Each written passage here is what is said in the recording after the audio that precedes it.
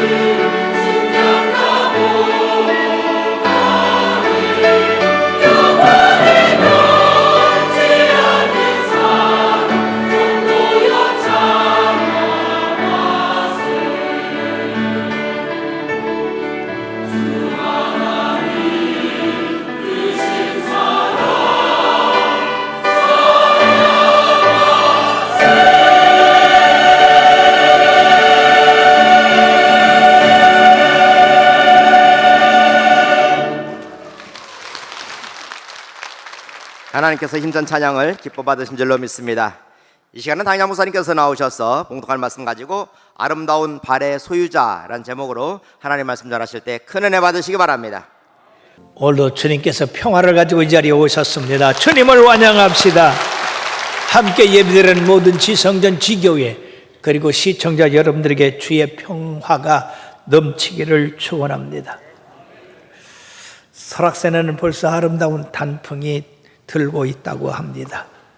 세상에는 이런 단풍뿐 아니라 아름다운 꽃, 그리고 아름다운 산, 아름다운 들, 그리고 아름다운 사람들이 있습니다. 특별히 세상 사람들이 아름다운 그런 사람을 뽑기 위해서 미스 코리아라든지 미스 유니버스라든지 이렇게 미인대를 해서 아름다운 사람을 뽑습니다. 그런데 여러분들이요, 발이 아름다운 사람을 뽑는 그런 대회가 있음을 여러분들 보셨습니까? 못 보셨고 들은 적도 없으시죠? 근데 오늘 성경은 놀랍게도 아름다운 발을 가진 사람이 복이 있다라고 이렇게 말씀하십니다. 그럼 이 아름다운 발을 가진 사람은 어떤 사람이냐? 바로 오늘 7절 말씀같이 좋은 소식을 전하며 평화를 공포하며 복된 좋은 소식을 가져오며 구원을 공포하며 시온을 향하여 이르기를 네 하나님이 통치하신다는 자의 산을 넘는 발이 어찌 그리 아름다운고. 그냥 아름다운 게 아니라 어찌 그리 아름다운고. 사랑하는 여러분, 우리 주님께서 이처럼 감탄까지 하셨는데 과연 여러분들의 발을 보고 우리 주님이 그렇게 감탄하시겠습니까? 세계적인 발레리나인 강수진이라는 사람, 그 발을 이렇게 촬영해서 공개했는데 세상에 그 발이 울퉁불퉁하고 볼 수가 없는 발이었습니다. 온몸을 세워서 발레를 하다 보니까 이 발에 그냥 혹이 여기 생기고 저기 생기고 그렇게. 그래도 그 발 때문에 그가 세계적인 발레리나가 됐는데 그가 발레를 할 때는 얼마나 아름답습니까?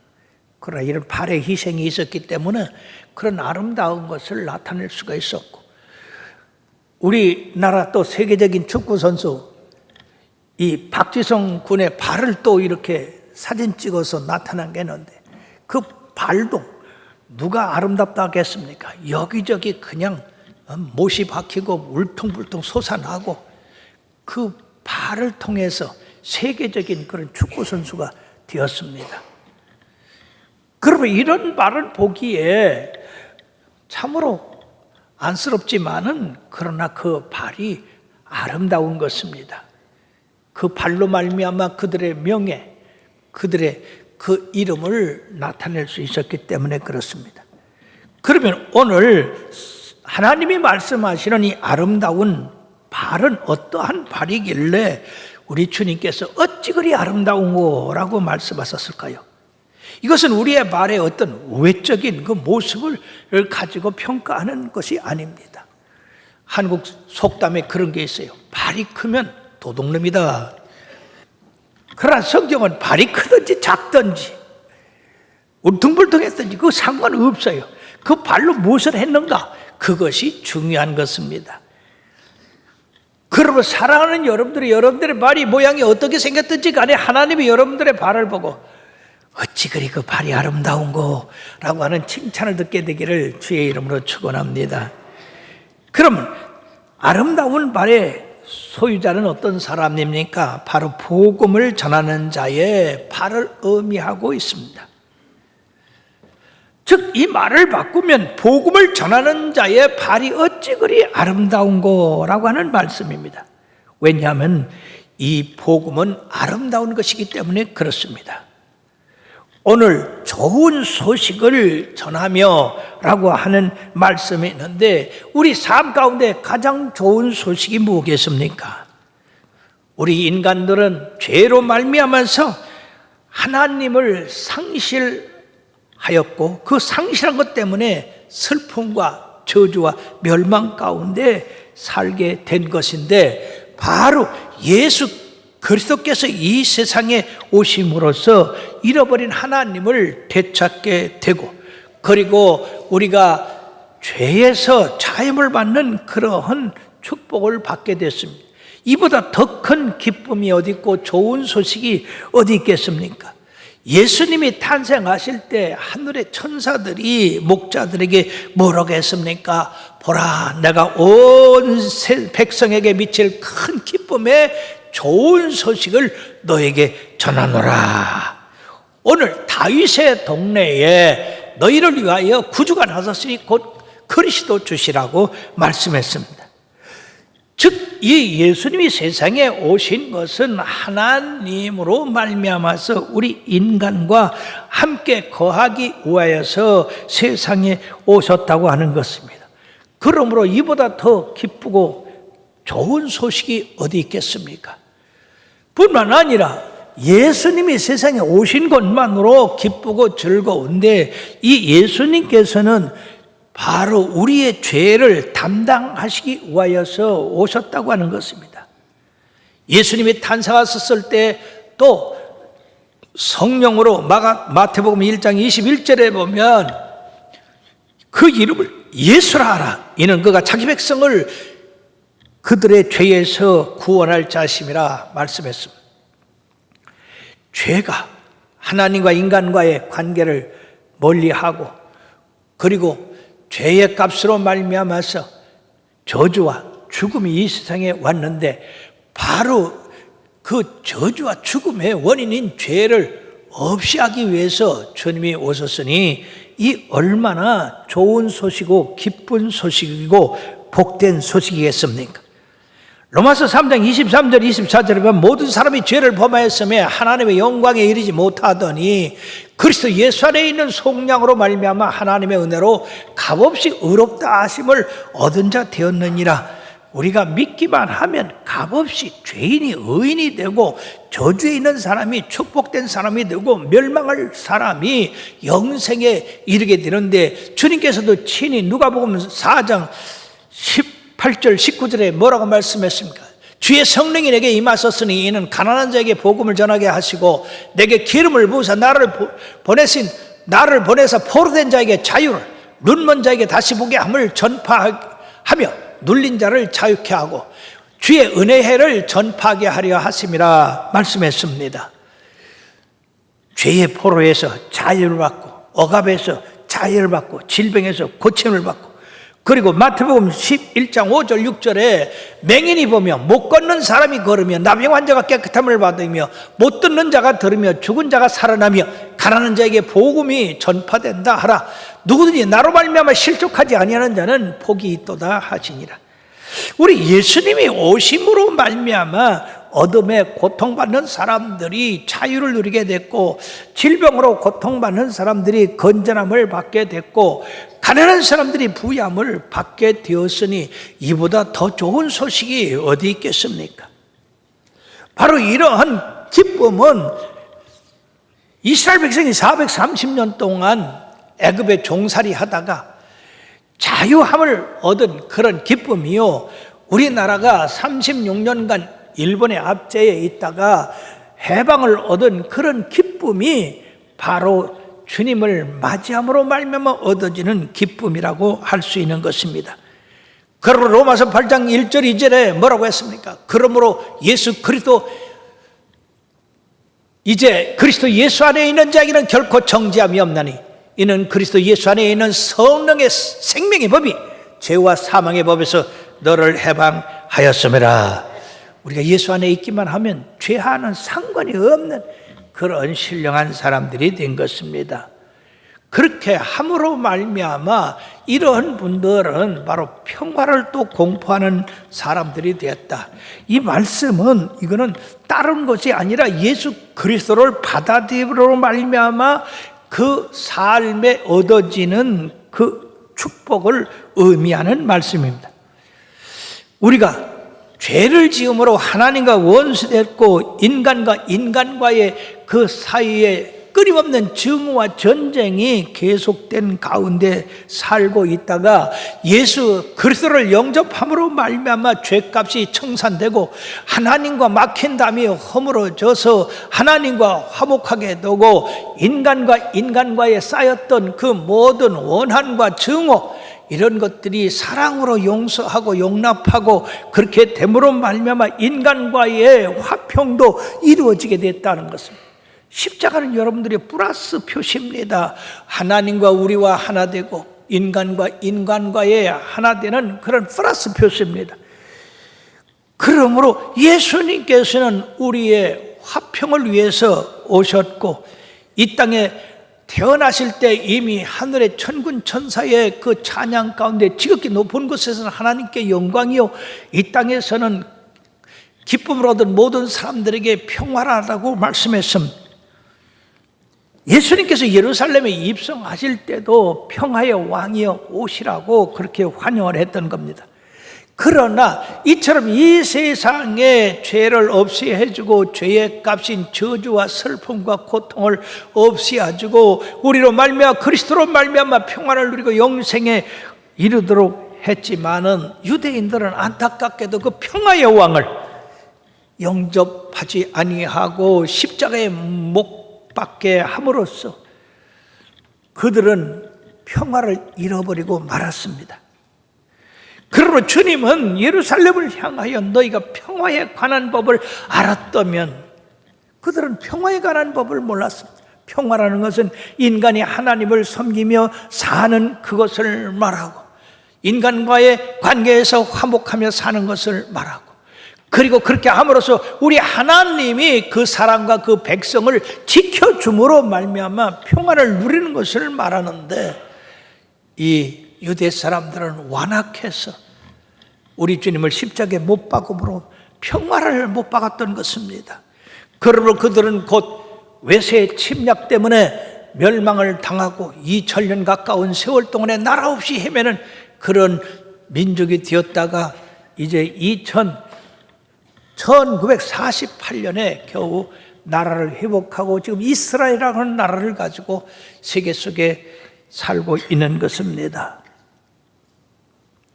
어느 화가가 예수님의 형상을 그리기 위해서 이것저것 그 모델 될 사람을 찾아다니다가 어느 교회에서 아주 열심히 주님을 찬양하는 청년을 보았습니다. 야, 저 청년의 모습이 예수님의 모습이구나. 그래서 그 청년을 예수님의 모델로 그렸습니다. 자, 그러다가 몇 년이 흘렀는데 이제는 무엇인가 예수님의 형상과 반대되는 악마는 어떻게 생겼는가? 그래가지고 악마의 모습을 찾아 이곳저곳 다니다가 길거리에서 술을 마시고 그저 사람들과 싸움을 하고 행패를 하고 그리고 처참한 절망 가운데서 이렇게 헤매는 한 청년을 발견했습니다. 그 얼굴을 보니까 꼭 악마와 닮았더라 그 말이에요. 그래가지고 이 화가가 그 청년을 붙들고 청년 당신을 모델로 해서 악마의 모습을 그리고 싶은데 모델이 되어주게 그랬더니 이 청년이 놀라운 소리를 했어요. 아니 전에는 나를 보고 예수님의 형상을 그리더니 이제는 나를 보고 악마의 형상을 그린다니. 그래서 이 화가가 깜짝 놀랐어요. 어떻게 같은 사람이 어떤 때는 예수님의 형상이고 어떤 때는 악마의 형상이 됐는가. 예수님을 잘 섬기고 찬양하고 영광 돌릴 때는 그 얼굴이 빛나고 예수님의 형상이었지만 그가 타락해서 세상의 온갖 죄를 다 저지르고 폭행을 하고 그런 악마의 짓을 했을 때는 바로 그가 같은 사람이었지만 악마의 형상을 띄었다 하는 것입니다.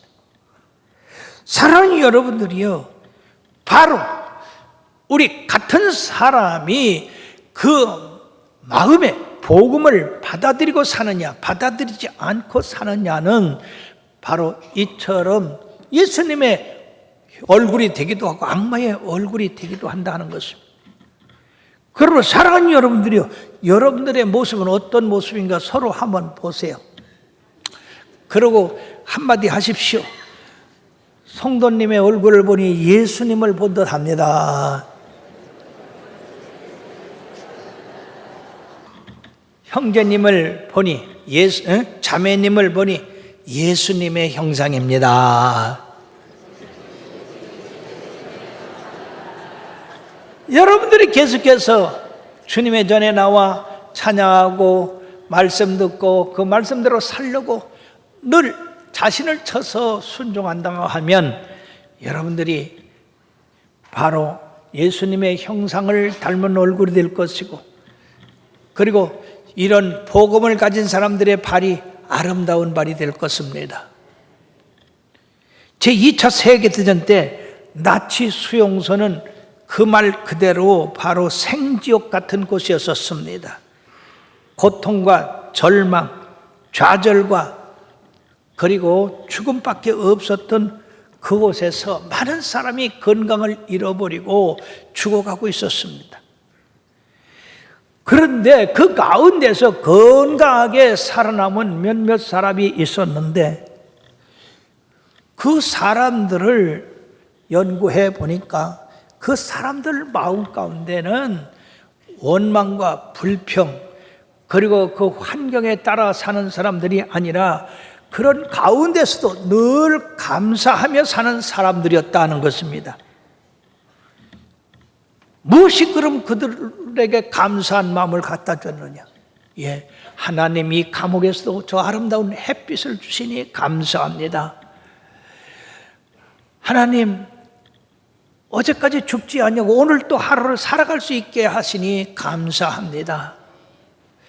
주님, 만약 제가 이 감옥에서 죽는다 하더라도 저 찬란한 천국을 나에게 예비해 주셨으니 참으로 감사합니다.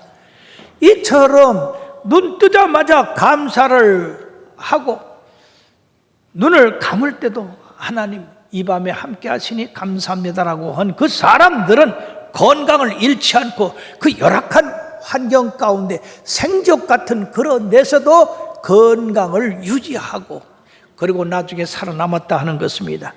사랑하는 여러분들이요, 바로 우리 속에 두려운 마음, 공포를 갖느냐 아니면 참된 평안을 갖느냐에 따라서 우리의 건강이 건강할 수도 있고 상할 수도 있는 것이고, 감사하는 마음을 가질 때에 원망, 불평하는 마음보다도 천국 생활을 할 수가 있는 것입니다.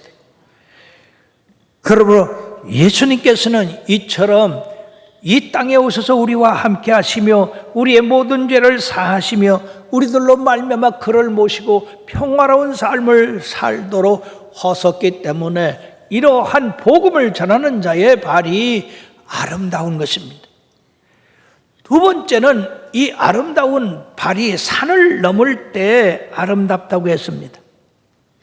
하나님이 통치하시다 하는 자의 산을 넘는 발이 어찌 그리 아름다운가, 내 파수꾼들의 소리로다 라고 이렇게 말씀을 했는데, 사랑하는 여러분들이 복음을 전하는 자의 그 사명을 파수꾼에다가 비유를 했는데, 파수꾼의 사명이 뭡니까? 적의 공격을 대비하며 살피는 자의 그 일이 파수꾼입니다. 악한 마귀가 우리의 대적이 되어서 우는 사자같이 믿는 자를 삼키고 시험에 빠지게 하고 그리고 믿음에서 떠나게 하기 위해서 끊임없이 공격을 하는데, 바로 이런 파수꾼의 사명은 이런 마귀의 공격에서 방비를 하고 그리고 저들을 물리치는 그러한 일을 하라고 외치는 자가 파수꾼인 것입니다. 그러면 이 파수꾼은 지정된 장소에서 적이 오는 것을 살피면서 적이 온다든지 공격한다든지 대비하고 있으라든지 그런 일을 하는 그런 파수꾼이 있고, 그리고 나가가지고 적을 살피고 주위를 살펴서 바로 이렇게 그 공동체에 바로 말을 전하는 자가 있는 것입니다.